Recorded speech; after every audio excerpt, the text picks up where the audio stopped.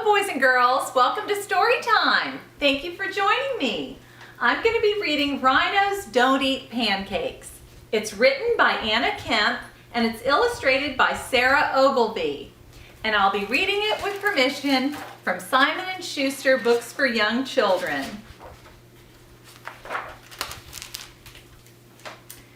Daisy was eating her breakfast when a big purple rhino strolled into the kitchen. That's right, a big purple rhino.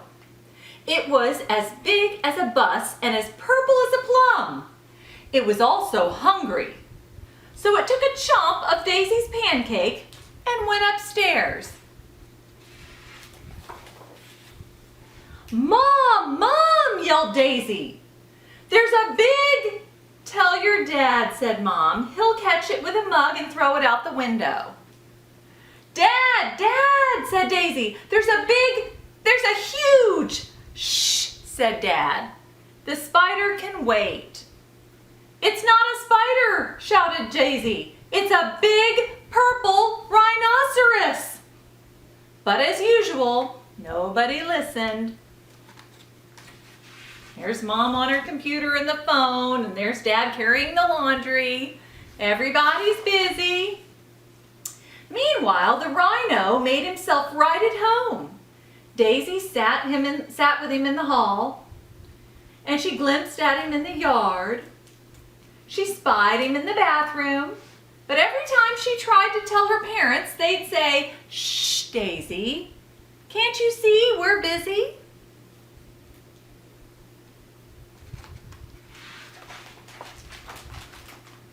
Daisy's parents were busy all week. So Daisy began to talk to the rhino instead. Soon they became good friends. Look, she's playing ring toss and Rhino is catching the rings with his horn on his nose.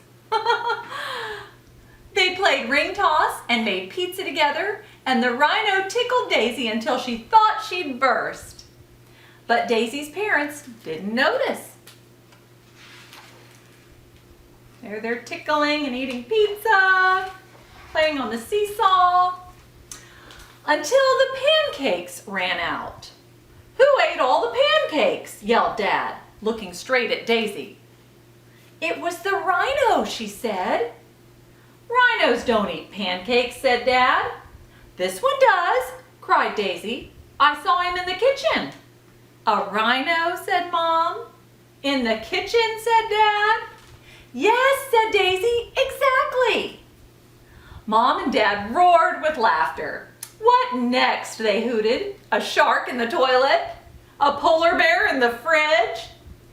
"There he is, look!" yelled Daisy. But Mom and Dad were so busy laughing, they didn't even notice. Here's the rhino right behind him, eating a pancake right now.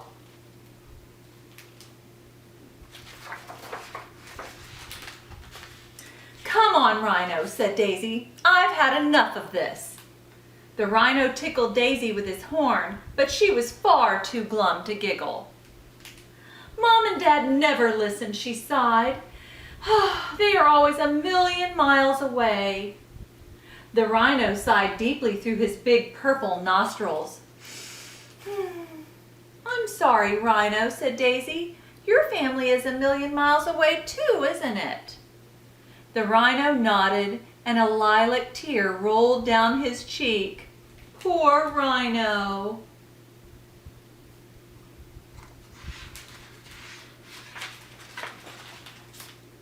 That night, Daisy sat up thinking of ways to get the rhino back home to his family. He was far too heavy for a hot air balloon, and too big for Daisy's rubber dinghy. She thought about lending him her bike, but the helmet would never fit.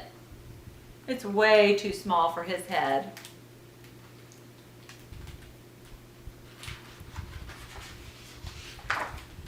The next morning, Mom and Dad had a surprise. "We're taking you to the zoo," said Mom, "so you can see a real rhino."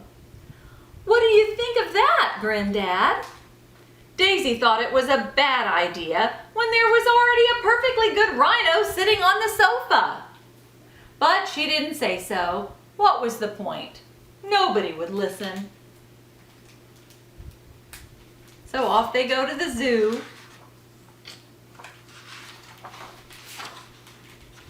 At the zoo, Daisy saw yellow giraffes, bright red parrots, orange and black tigers, and green snakes. But she couldn't help thinking about her poor purple rhino. "Hurry up, Daisy," said Mom. "The rhinos are this way." But what was this? A sign. "Missing big purple rhino.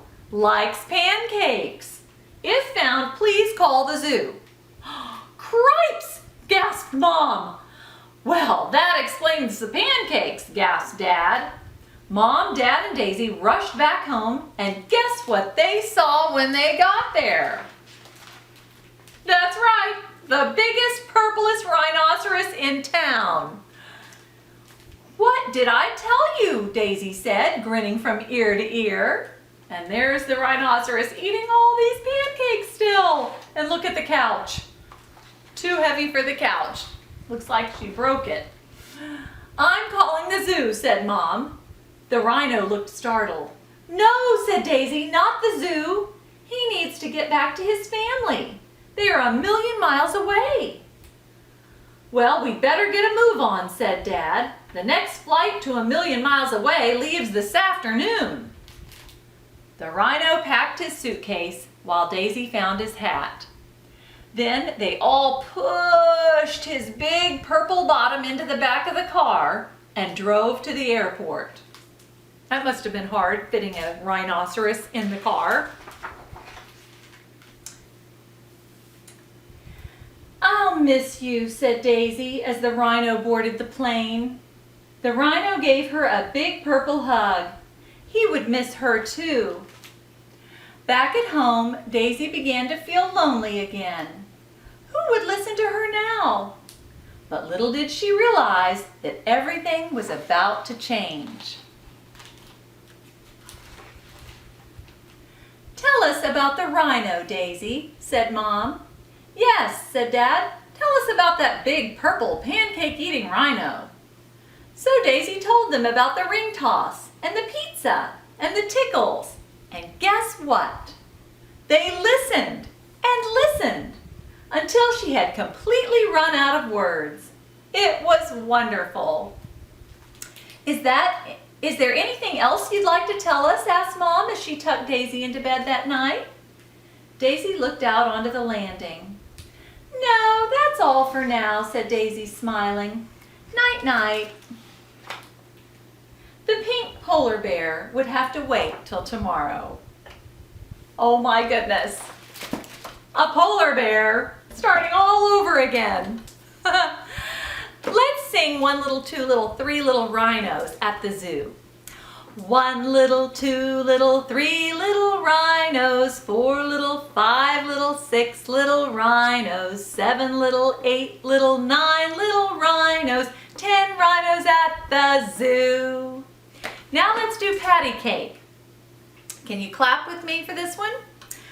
Ready? Patty cake, baker's man. Bake me a cake as fast as you can. Roll it and pat it and mark it with a B and put it in the oven for baby and me. Now let's make some pancakes. Can you get out your bowl and your spoon? We'll mix the batter, stir the batter, pour it in the pan, toss the pancakes, flip the pancakes, catch them if you can. Looks like they're done. Put them on a plate. Come and get them and don't be late. Yum, yum. What's something else we could bake besides pancakes? How about cookies? C is for cookie. Let's count some cookies. 1, 2, 3, 4, 5, 6. That's half a dozen. All right, what if we were going to share them, you and me? Let's put them all back together and we'll give you a cookie, and I'll take a cookie. Now we each have one. You get a second cookie, and I'll have a second cookie. Now we each have two. And you get a third cookie, and I'll take a third cookie. We each have three. We have equal amounts. We split the 6 cookies in half. You get 3, and I get 3. That's fair. Let's sing Do You Know the Muffin Man? Do you know the Muffin Man, the Muffin Man, the Muffin Man? Do you know the Muffin Man who lives on Drury Lane? Oh yes, we know the Muffin Man, the Muffin Man, the Muffin Man. Yes, we know the Muffin Man who lives on Drury Lane. Let's see, is there anything else that we might want to sing? How about we do Peas Porridge Hot? Peas porridge hot, peas porridge cold, peas porridge in the pot, 9 days old.